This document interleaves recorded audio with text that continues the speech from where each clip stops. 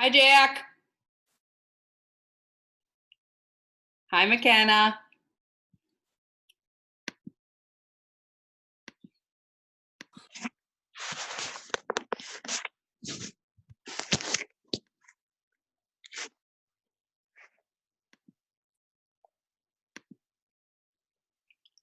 Oh, but man, you guys are all on time.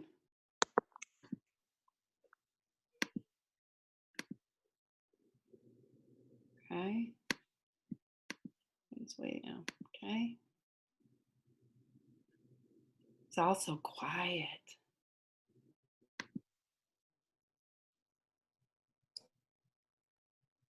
Hi, Emery.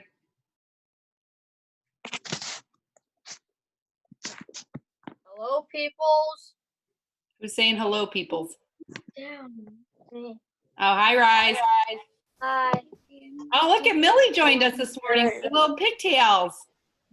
I don't want to be here right now. Oh, Stevie, you're going to be so excited when this is done. You're not going to know what hit you.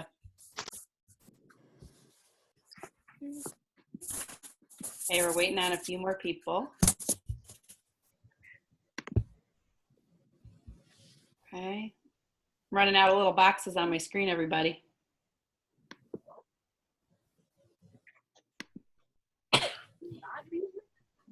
Okay.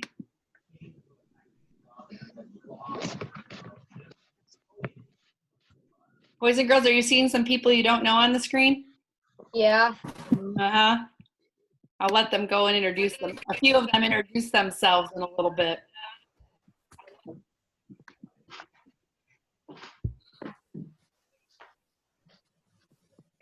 Just making sure everybody's in.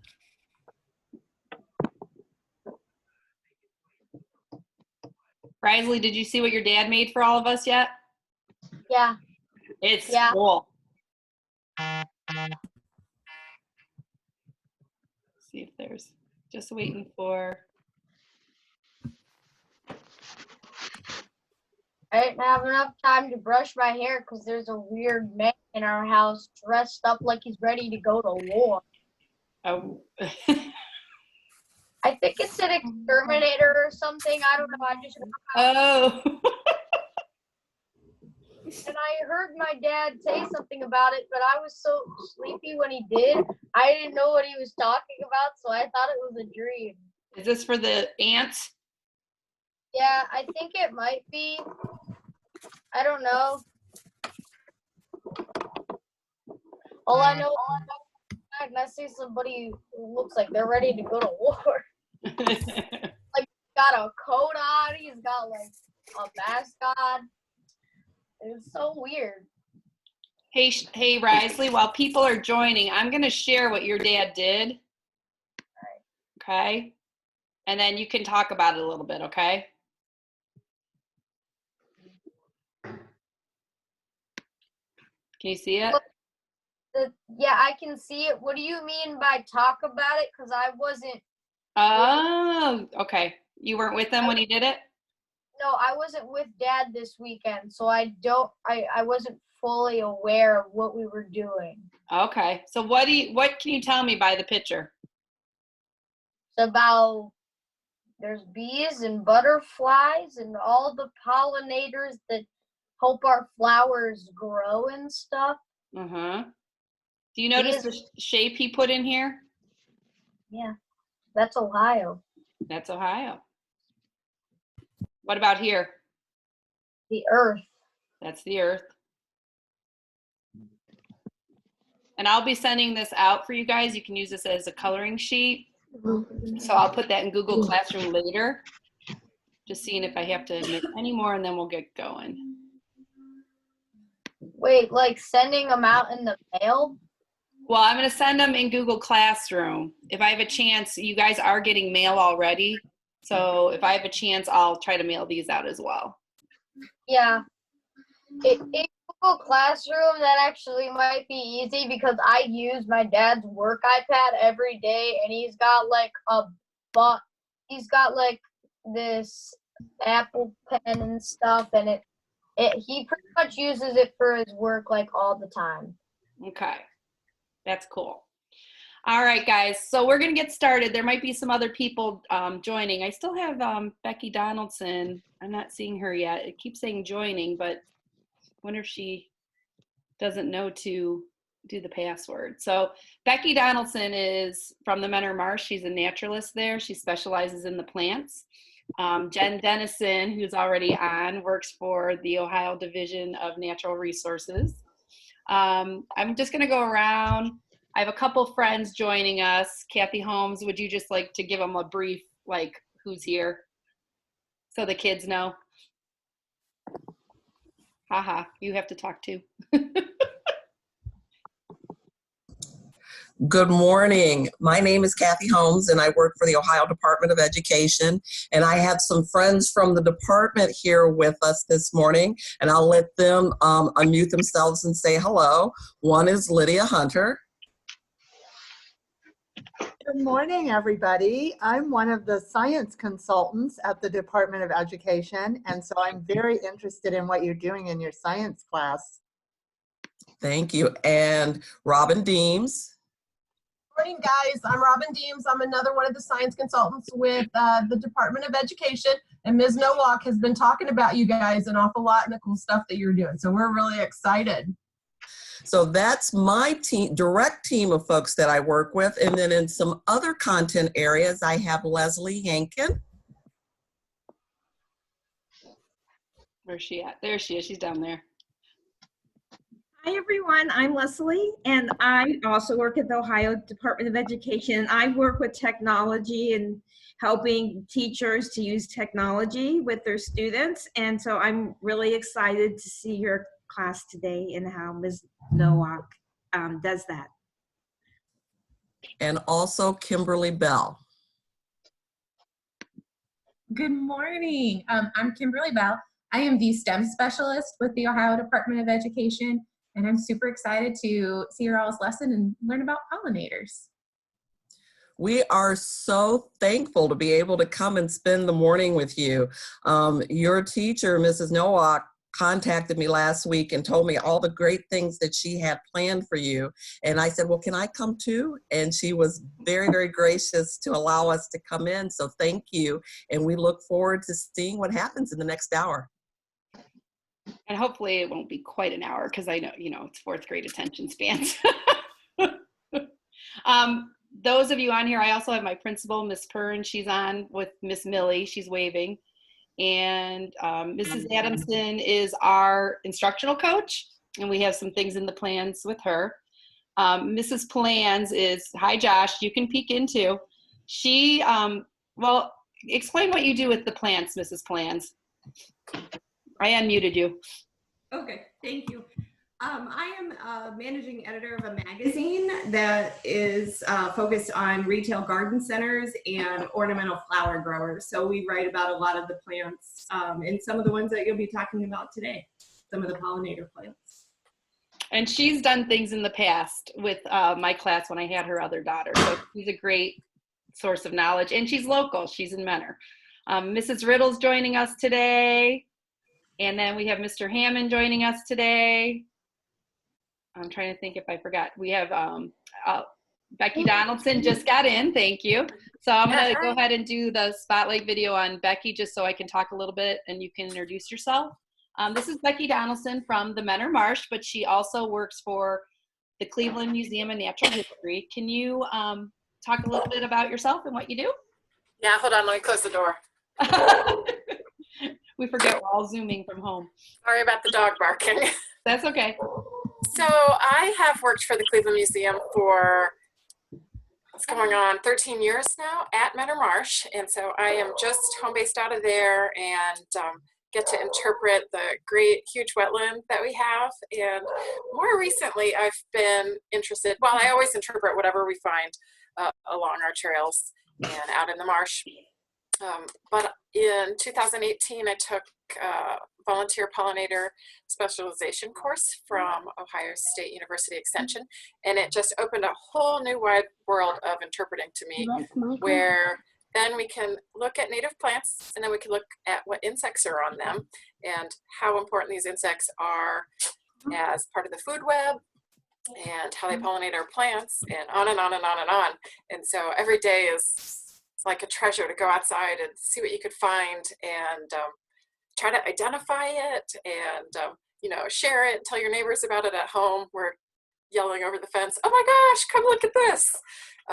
So I'm happy to join you guys today. And hey kiddos, I know you live close to Manor Marsh. If you haven't been to the marsh, come on out and visit us. We have 3 trails. You can hike any day of the year.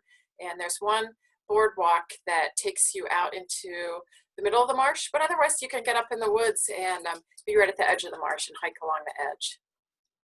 Thank you. And then I also wanted Jen Dennison, who's joining us from, I gotta find you. There you go, Jen. I'm gonna unmute you. Maybe. There we go. Let's do, okay, this is Jen Dennison's Boys and Girls.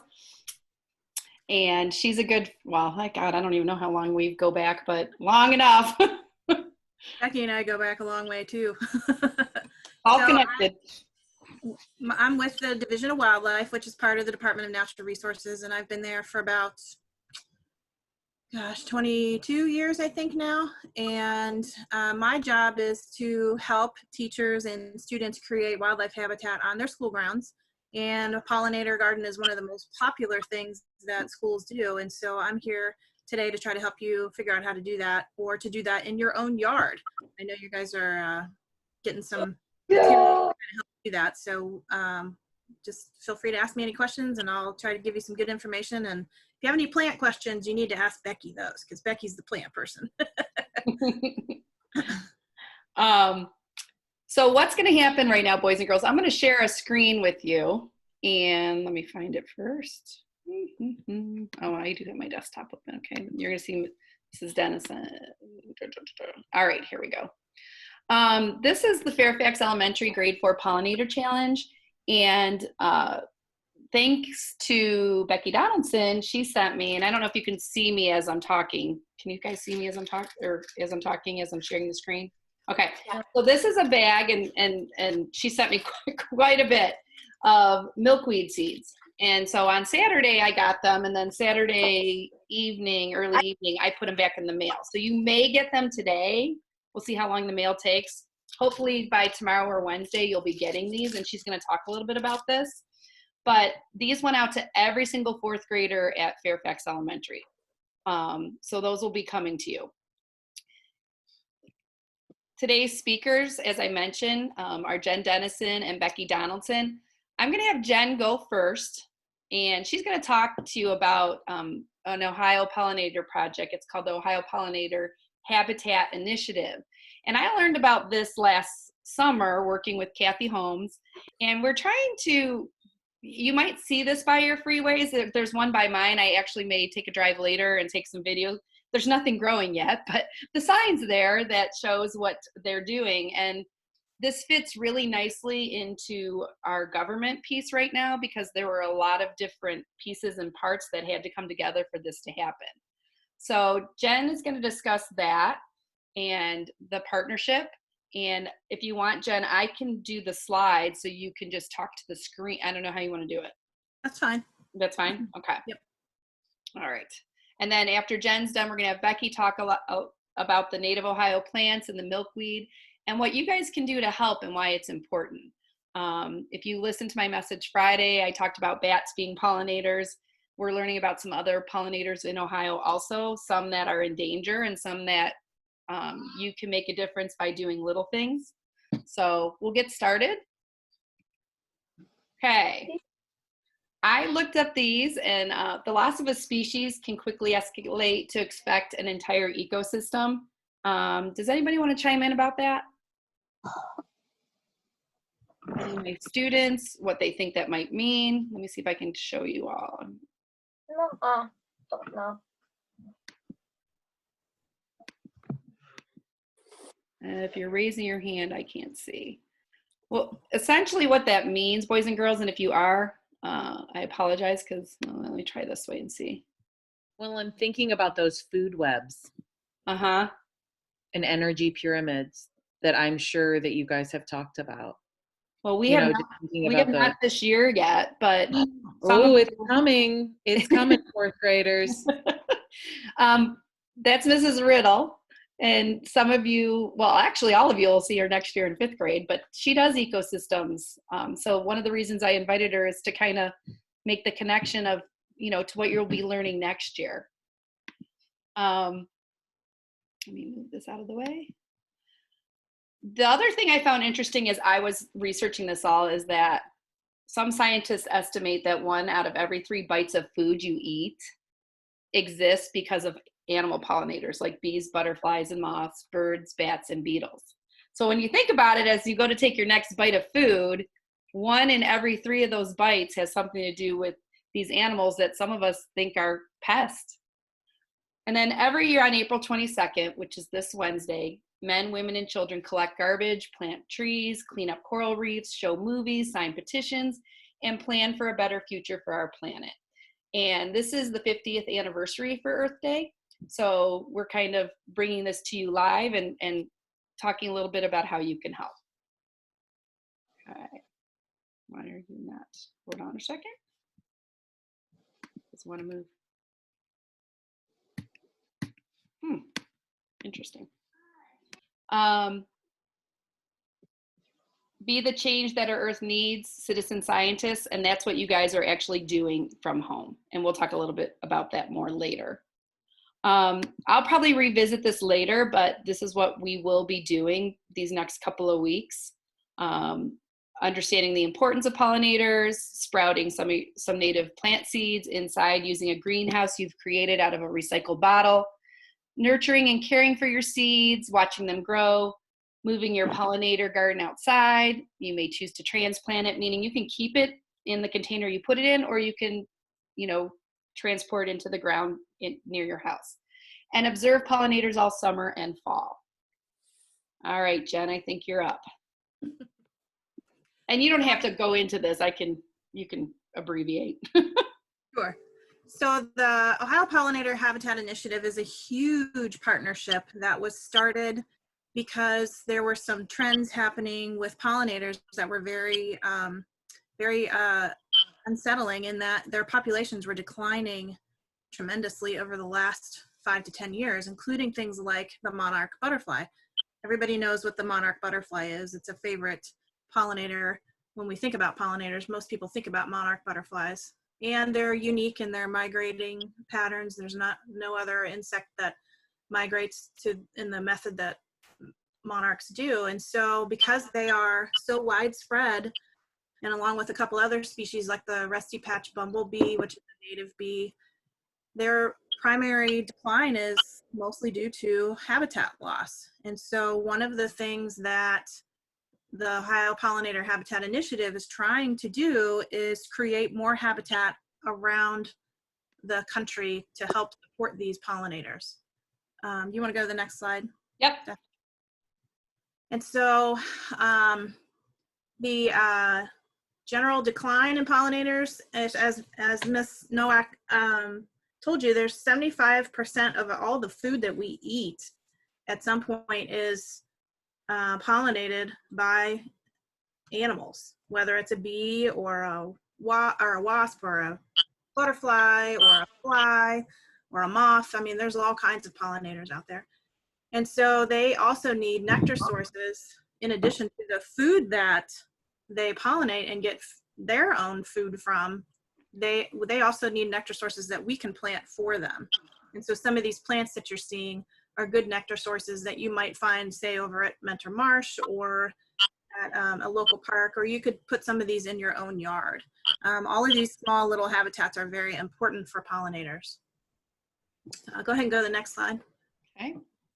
As we keep saying, 75% of plants rely on animal pollinators. These are some of the things that we eat every day that require these pollinators.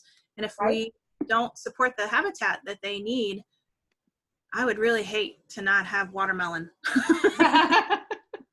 Or chocolate. I'm looking at the chocolate. I really hate to not have watermelon because of this. Yeah, I mean, are any of these things, wouldn't you hate to lose those, you guys? It would be sad. Chocolate! I want I don't chocolate care for the chocolate, most. I just care for the watermelon. They know Okay, their next teacher slide. loves chocolate, so. Next slide, you want me to go to? Please. Okay. So, like I said, there's a lot of factors that contribute to this general decline. But habitat loss and fragmentation, meaning that the habitat is too small and it's found in multiple different places, that's hard for them to move from one to the other. That's what fragmentation means. And so larger continuous pieces of habitat are better, but even small pieces in your yard, if everybody on your street has a small patch, it can be very effective in helping create more habitat for these pollinators. Also, some pesticides that get used pesticides are used to kill insects and they don't discriminate. They will kill any insect. And so even the ones that we like, unfortunately, they're going to kill those too. So being very careful with pesticide use is also important. And then climate change, as seasons get warmer or get colder, it can have an impact on the populations as they change. We talk about managed honeybee colonies. This is usually what everybody thinks of when they think about pollinators. They think about the honeybee. Well, the honeybee is not actually a native bee. It was brought over from Europe, and it is very effective in pollinating our crops, but we have a lot of native species of bees too that are very important. And so whether you're thinking about protecting the honeybee or any bee, they're all important. Go ahead and go to the next slide. And so here in Ohio, they started the Ohio Pollinator Habitat Initiative, I think in 2015, 2016. And they're trying to work with the average citizen of Ohio, landowners, farmers, and then of course the government agencies like the Department of Natural Resources, of course, but then also the Department of Transportation. I'll show you some of those key partners here in a second. But all of these agencies needed to work together to help solve this problem of loss of habitat. And so they're trying to work through saving habitat and creating more habitat by providing education and outreach and technical assistance to landowners and to business owners that all have an interest in creating habitat for these pollinators, which of course is going to protect our food supply. Go ahead.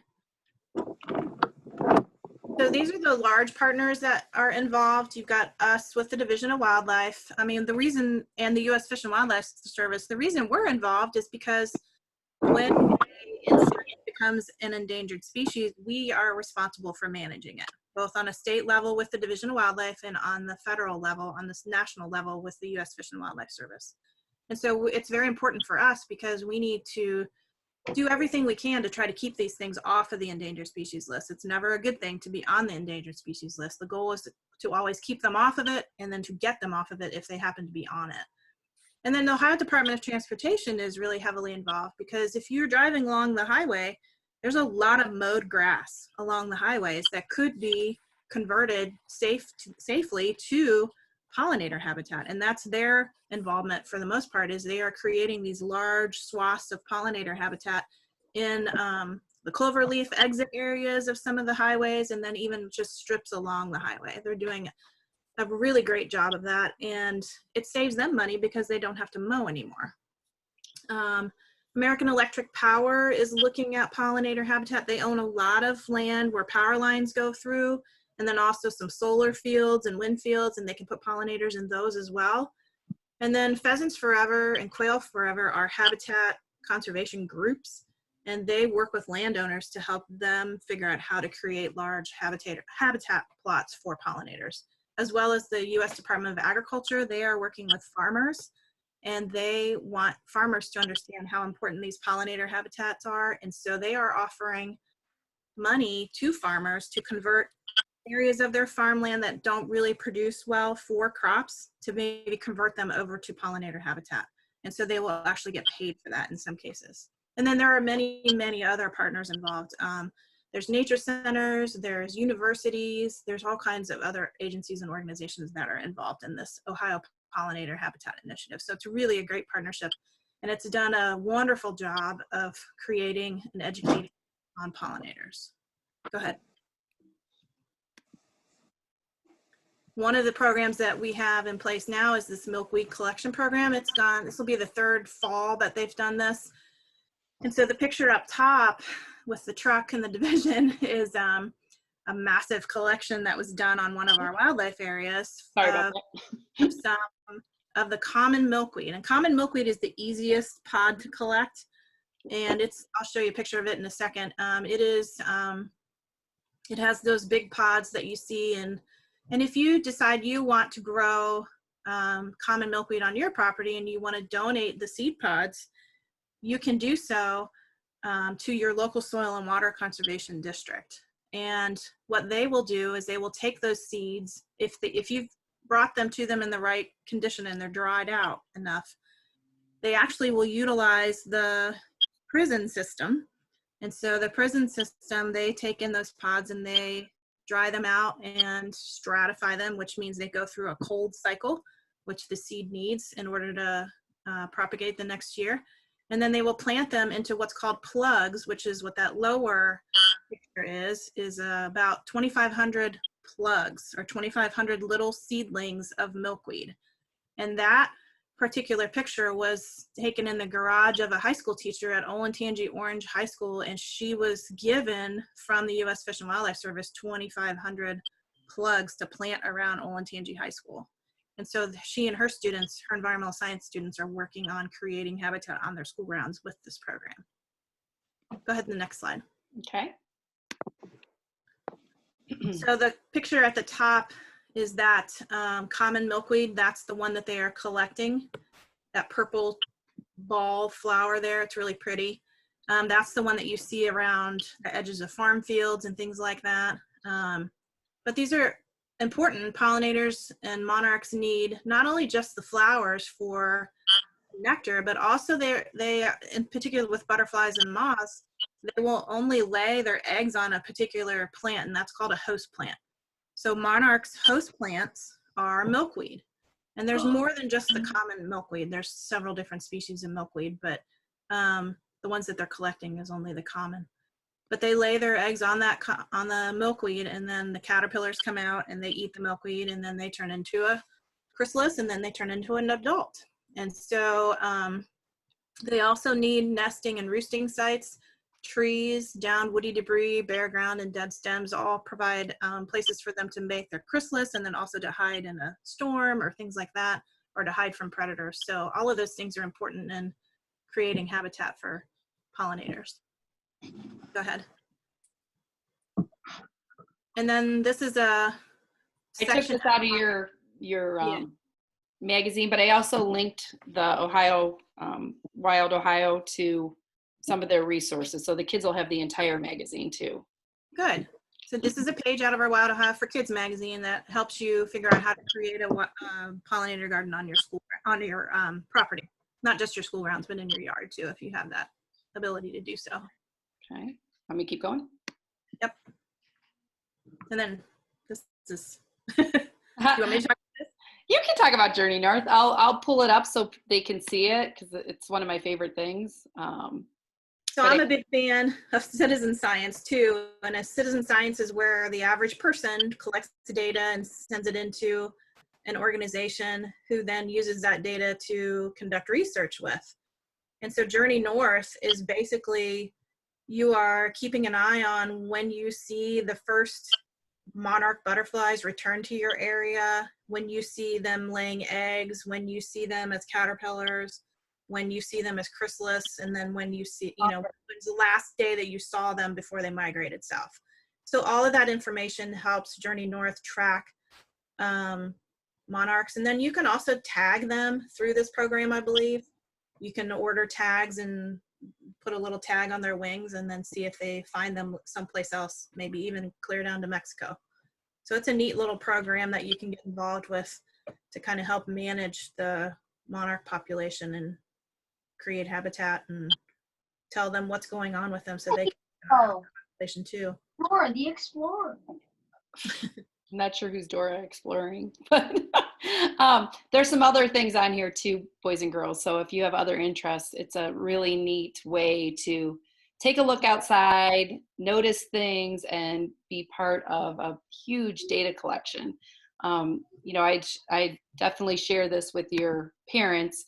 The maps in here, usually when you go to the map, I'm looking to see if there's the butterfly ones up here. Okay. Okay, if we go to the map, it's going to show everywhere that people have reported sightings. So you can kind of get an idea. Right now, it's probably not, we probably wouldn't see a lot in our area right now. It's too cold. But then this will change. But as it continues, this is just Dave, you know, as we're going through, you can see the color code down here. I always like to say that data tells a story. So if we're looking at this, let's see, we'll click on Atlanta. Okay, and don't see any eggs on milkweed or Joe Pye yet. So they're looking for the eggs, but nothing's coming out. And this tells a story. It tells a story that they're not there yet. If we go over to Los Angeles, this one found a hatch. Okay, so over here in California on April 12th, somebody cited that and recorded it. So that's just a little bit about Journey North. This is something you're welcome to explore on your own. I just wanted to include it because it's one way as students we can become citizen scientists. Last year, I believe it was last year, correct me if I'm wrong, is when all the monarchs showed up at Lake Erie Bluffs and Edgewater Park. Is that correct? No? Yes? Oh, yeah. Okay. Yes. And we had never seen that many in Ohio in one location near us. So it was a pretty amazing sight to behold. All right. Can I jump in for a second on Journey North? Yes, absolutely, Israel. I love Journey North, and boys and girls, when they say citizen scientists, that means that your families can log on and check these things out. And if you are interested in other animals, I know that I've had my classes follow the whale migration. If you have family members in other states, you can check out things that are going on there. And when you're a citizen scientist, you don't need a teacher to sign up. You can go look through the site, your family can sign up, and you can become observers and actually contribute to this data, which is very, very cool. You don't need that permission or a teacher to tell you, hey, this is a neat thing, go try this. You can look, and if you're interested in an animal that maybe isn't native to Ohio at all, you can go check it out. And it is amazing to watch the numbers go up and down and connect with things going on in the environment. You don't have to be, you don't have to feel like a science genius to check it out. Just Ms. go Riddle, look at it. There's books. Ms. Riddle, would you agree it tells a story? Yes, I cannot say enough about Journey North. I think I first discovered it maybe 10 or 15 years ago, and we started doing things with whale migrations, but now they just have so many, and they have a lot of picture books. So if you want to just kind of dabble in it, you can. So Yeah, there's my plug, but I love Journey North, and I love that you don't have to be a teacher to get into it. And what I'll do later, boys and girls, I'll post this video in Google Classroom so that we can continue with our learning journey. Maybe. Oop, did I go past something? Hold on. It's hard. I have people popping up all over my screen. There we go.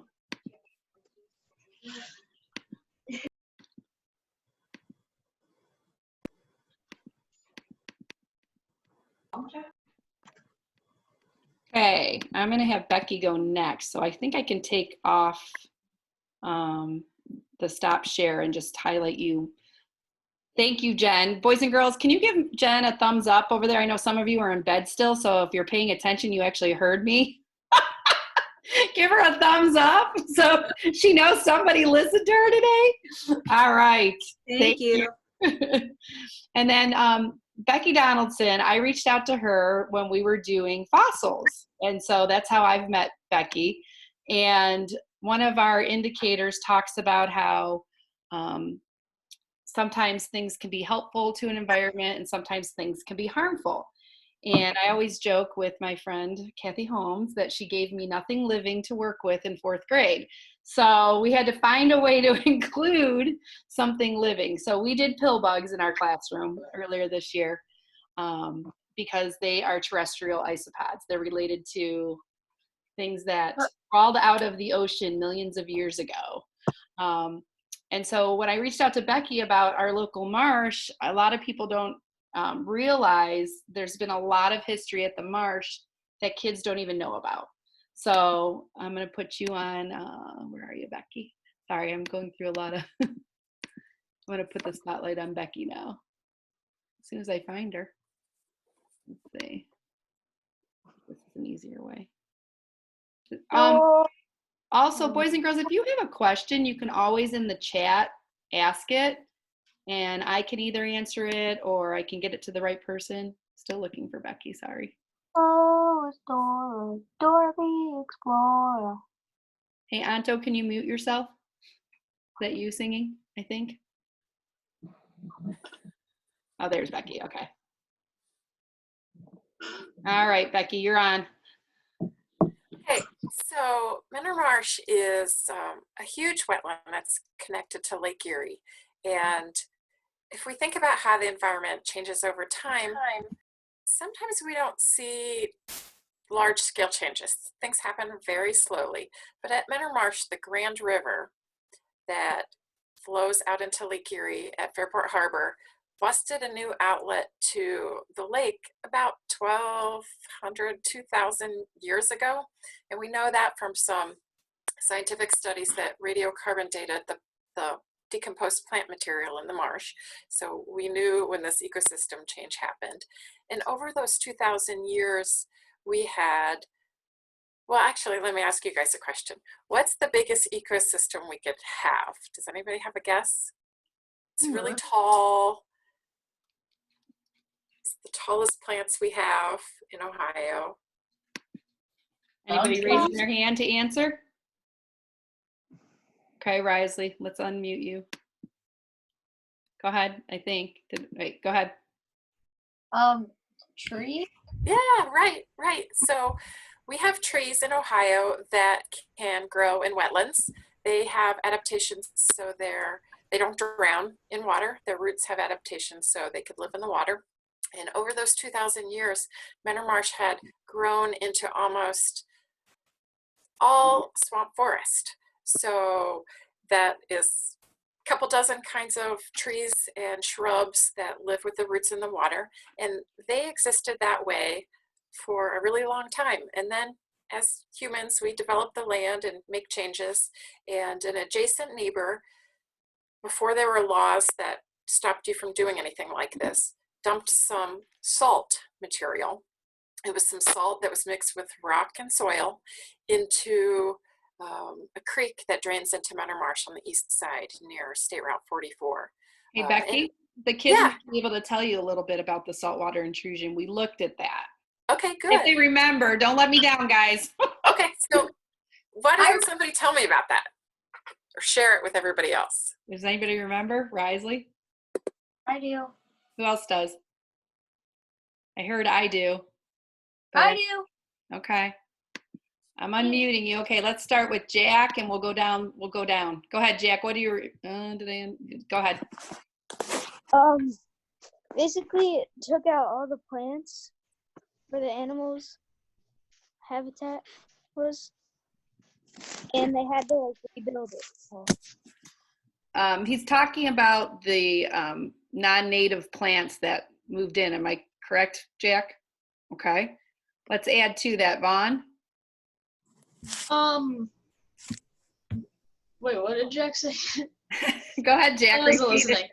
At least you're honest. So they took out all the plants where the animals' habitat was, and they had to rebuild it all again. The salt water basically killed a lot of those. Yeah.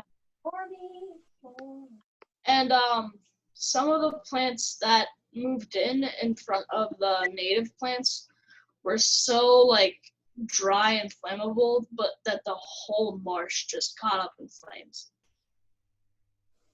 And then Risley, did you want to add to that? Yeah, and that, but it took a long time to recover. It's pretty much all I can say.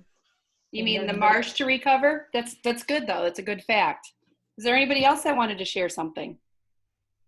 I'm gonna look on the next screen because you guys don't all appear on the same screen. Anybody else? Okay, I don't see anybody else, so if I forgot you.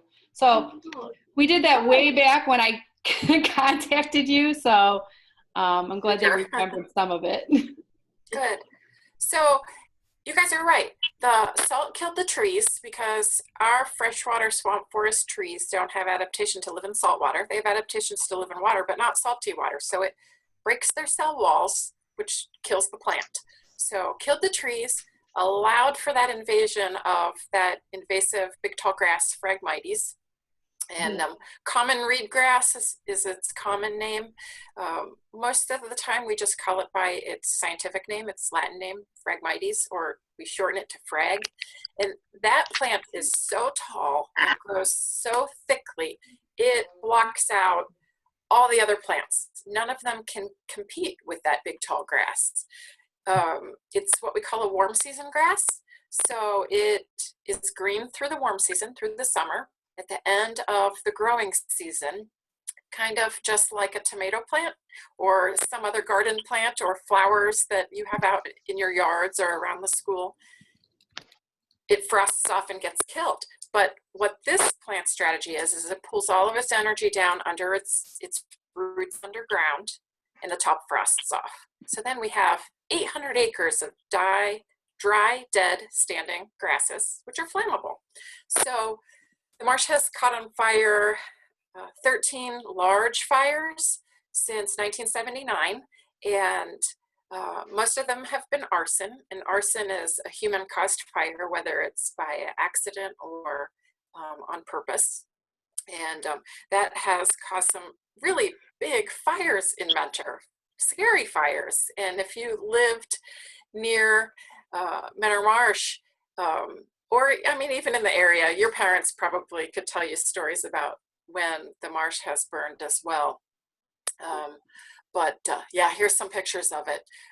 Big black smoke, and that big black smoke is because of the oils in the plant help put up that big ugly black smoke. And this typically happens during over the winter when this plant is dead. And so when it's green, it's not flammable. But we have undertaken a huge scale restoration project to fight the Phragmites. And let me also tell you that this picture, this pretty picture that has the boardwalk in the middle of it with some plants growing around the edges, that is our Wake Robin boardwalk. And that pink flower in the middle on both sides of the boardwalk is swamp milkweed. So swamp milkweed is one of those native plants that I'll talk a little bit more about. And you can see the Phragmites lurking around the edges. It's still in the background. So when we first started doing restoration, and when I say restoration, that means we are fighting the Phragmites by killing it with a herbicide. So herbicide is a pesticide that kills plants. And we're using one that is approved for use around water ecosystems. So we did this in a couple ways, and you see the image of a helicopter in the air where we have spread the herbicide down to kill the Phragmites. We've also used more recently a big machine called a Marsh Master that has a boom sprayer that, I don't know if I see any images of it, but it has these big, you could see it in the background, in that upper left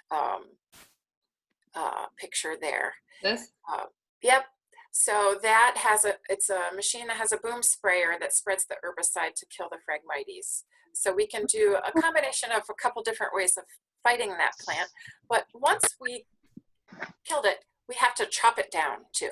So we do that in a couple ways. We use hand tools where we're actually using like a weed whipper to cut it down, or we use a Marsh Master where we are physically smashing it and putting it on the ground. And what we want to do is stop that photosynthetic block. So all plants need that thing up in the sky, right?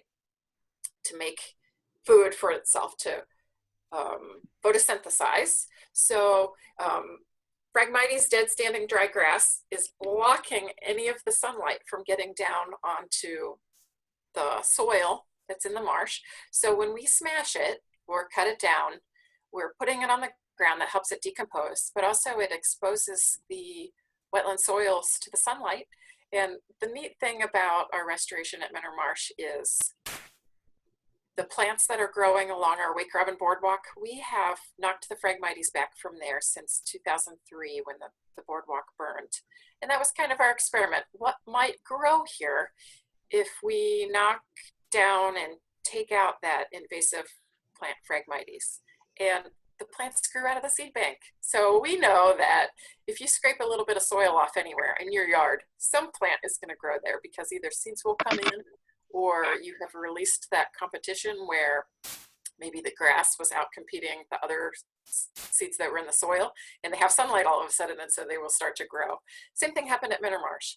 So we knew that there were seeds still viable, seeds that still would grow, even though the Phragmites had been there a really long time, that if we took out that, excuse me, that competitive plant, Phragmites, from blocking the sunlight, plants will grow. And we had good success along the Wake Robin Boardwalk, and we decided to go across all 800 acres. So we're about 5 years into large-scale restoration efforts at Mentor Marsh, and right now, I think this data came from fall of 2018, so we're a little bit behind with the data, but we had 160 plants grow that came up out of the ground with no planting that happened. These are ones that the seeds were stored in the soil and started to grow. So these were things that great pollinator plants like swamp milkweed, but not just plants for pollinators. This is hiding places for birds,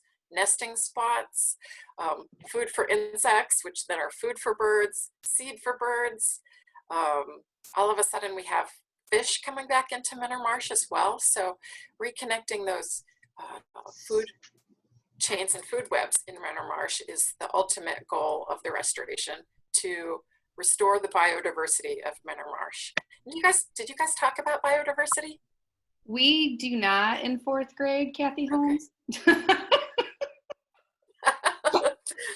Fifth grade, they'll be talking about it. 5th grade, Mrs. Riddle's going to be very excited because she gets to talk about all of this next year, and they'll have a nice little background to build. So biodiversity means bio, life, diversity, lots of different kinds of life is basically what biodiversity means if you break that down. So this restoration project at Mentor Marsh has been just phenomenal. It's really exciting to be part of this big project and have successes and have plants grow and have great insects and great birds and great fishes come back.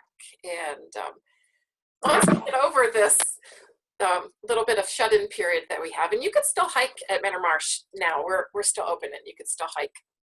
But once the Nature Center is open, we lead hikes every Sunday at 2 o'clock at Mentor Marsh. We home base out of our Mentor Marsh Nature Center, and they're free, they're family friendly. Some of them are more hands-on than others, that you can do scooping, and I love to catch bees. So come along on a hike with me and we're guaranteed to pull out a container and catch a bee and pass it around and be able to look at it and talk about why we need native plants to support all these really cool critters. Thank you. Yeah, I'll tell you, this is a perfect part 1 conversation. I really think this is the beginning of a beautiful thing. Part 1, 4th grade, and then you could come back for 5th grade. Yeah, for sure. I'll put you in contact. Yeah, great. Yes, have our people get with her people. And yeah, we could do that. It's kind of exciting though. So Becky, as I mentioned, sent me milkweed seeds, and I've sent information. And this week in your notebook, boys and girls, there's a lot about Earth Day, even the stories I picked.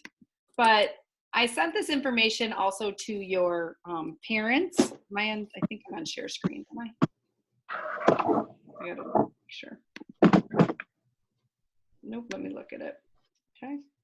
So in our digital notebook, which we usually talk about during our Zooms, there's all kinds of resources for you for Earth Day. Today, Wednesday actually is the 50th anniversary of Earth Day, and I hear it happens to be Jack's birthday. So Jack, it's a pretty memorable birthday this year for you. Not only are you at home instead of school, it's the 50th anniversary of Earth Day. But what I'm asking you to do, and what I've asked your parents, did any of you collect plastic bottles, save any bottles, pop bottles? I mean, I got one. What's that? Yeah. Oh, good. Some of you brought them. Okay. So what I'm asking you to do at home is create a mini greenhouse. If you don't have a bottle, you don't necessarily have to make this mini greenhouse, but there's directions here and I've sent them home. Go ahead, Memphis. I see your hand up. You wanted to see my sunlight powered moving things. Oh, that's right. Did you bring it? I'll go get them. Okay. So when we last met, and it kind of fits in nicely, we talked about solar energy. We do electricity and energy in 4th grade, and we're trying to look for things we have at home, and his sister collects those solar powered little people. So we talked about taking a look at those. I'm trying to, let's see more, yeah. I'm getting weird messages up. And so he was gonna share them. While he's going to grab them, or see, I think he's walking to show them. Ah, okay. All right. I see them. So tell me, based on your observations, Memphis, when it was like cloudy and raining and I don't know, it snowed out here the other day, were they moving as much? No. No. So even in your own house, boys and girls, you can make observations that relate to science pretty much every day. Looking outside, something as simple as this. And what's really neat, and I don't know if your sister will let you, is take one apart and see how it's made. And that'd be a big no. Well, I wanted 2 of them, so I might take one of those. But again, you can do science yourself. I don't want to keep you much longer. You know, that you've gotten a lot of information, but your notebooks are up for this pollinator challenge. What I'm asking you to do is germinate seeds at home. Okay, germinate means you're starting to sprout them or grow them. You can do this in a paper towel, which I've put in your digital notebook. So germinating seeds in a paper towel, you can go to that link. It'll take you right to it to learn about it there. You could take your greenhouse and set it up that way. Same thing. You could put the seeds right in your greenhouse with paper towels. Actually, if Becky wants to chime in here because she's worked with milkweed more than we have, any tips that you want to add? We've had really great success with the greenhouse method. Okay. So typically we're starting them a couple months, well, mid-February is when we've been starting them, but they'll still grow just fine if you start them now. Okay. And then we transplant them midsummer or so. It's kind of a great way to leapfrog plants by having them in this little greenhouse versus growing them in a paper towel and transplanting them in that where you're disturbing the plant. We even had the ones that we grew that we started last February, a year ago.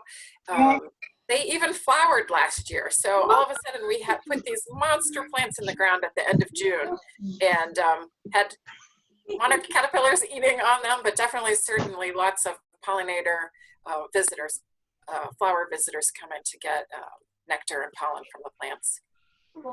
So good luck. If they're not successful, keep trying. Sometimes plants are a little finicky too. Good luck, and you just got to start trying to grow plants, native plants. Any questions? You could do a fun little experiment with them too, where you could try some with the paper towel method and some with the greenhouse method. Wow. And what if we did some with the paper towel method or greenhouse method, and then since we were talking about saltwater intrusion at the marsh, what if they took salt water and tried to grow it in there and see if they could? So there's a lot of different ways, boys and girls at home, that you can just explore with this. And then Mrs. Riddle will be so excited next year when she gets you to extend this learning.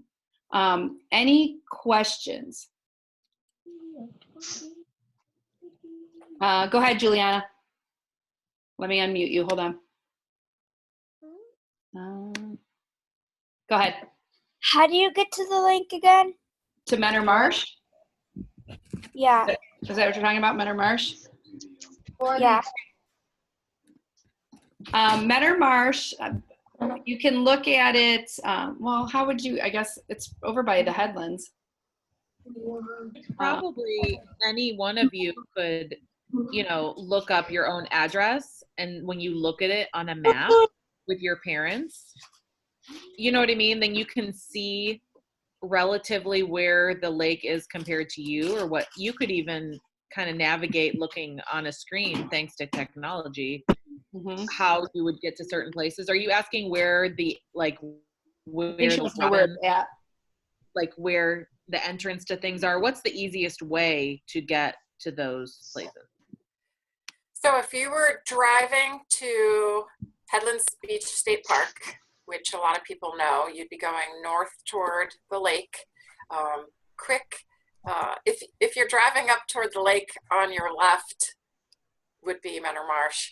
The address for the Nature Center is 5185 Corduroy Road. And the address for the Wake Robin Boardwalk is, hold on, let me look it up real quick because sometimes numbers don't stick in my brain so well. It's on Woodridge Road, Woodridge in Mentor Headlands. And the address for the boardwalk is 8936 Woodridge Lane. And that's where the parking lot is, where you could hike out into the marsh on the boardwalk. This is what, if you guys go to Google Earth, which we've used before, you can take a look at the marsh from that view as well. You can see Lake Erie right here. I've shared it on your screen. And then you can click on Mentor Marsh to go a little closer. Wants to add to my project, hold on. But you can go ahead and play with Google Earth to go visit the marsh.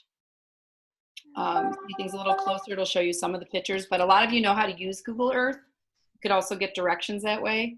So that's another way you can take a look at it. If you can't actually go there right now, you can do it virtually and kind of look at it that way. Okay, any other questions before we sign off? I don't see you. Okay. Does this mean I can go to sleep now?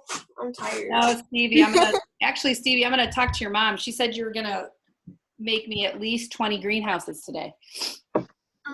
She saved 20 bottles. That's sad. I never heard about that, but. So boys and girls, can you all unmute yourself and thank our speakers for today? Thank you. Thank you. Thank you. Thank you. And how many of you know that it's gonna make a big difference? I hope you do. I hope you walk away knowing that. This was awesome. And thank you, Ms. Nowak, for coordinating this and inviting some of us to get to hop on. I'm so glad that I did. You're welcome. All right, guys, we're gonna sign off. Thank you to everybody. Thank you, Becky. Thank you, and thank you, our guests, for joining us. Hopefully you've all learned something wonderful. We have an Earth Day edition this week for our digital notebook. There are some fantastic stories. Risley, turn around, please. Thank you. Remember, I can still see and read everything you're typing. You keep forgetting that, people. So be good. Any other things anybody wants to add before we leave? Oh, go ahead, McKenna. Can I share something real quick? Yeah. Yeah. 2 days ago, I sprained my ankle. Oh no. Doing what, may I ask? I was trying to go outside and I was walking on my steps and I just twisted it and fell into rocks. Oh. Well, take care of that ankle because it's no fun when you hurt yourself, especially when you're stuck at home. It might be healed tomorrow. So. Oh, you mean like you may be able to use it like, so it's not a bad sprain? Well, feel better, honey. Risley, what did you want to add? Hi. I wanted to add, this is top secret. Top secret. I am Dora the Explorer. Uh-huh. I do have all right, and now we can tell our Zoom is about done. Oh, look at, oh, Miss Riddle. I'm going to spotlight Miss Riddle real quick. You guys I did this in do. 3rd grade. I know that 3rd grade kids did this, and my son is in 3rd grade, and so I still wanted him to get. They are on day 3. So if you remember watching them get so much bigger, you can see him. All right, guys. Thank you, Miss Riddle. Everybody wave bye. Bye. Appreciate it. I'll be in touch. Have a great day. Thank you. You're welcome. I can go to sleep now.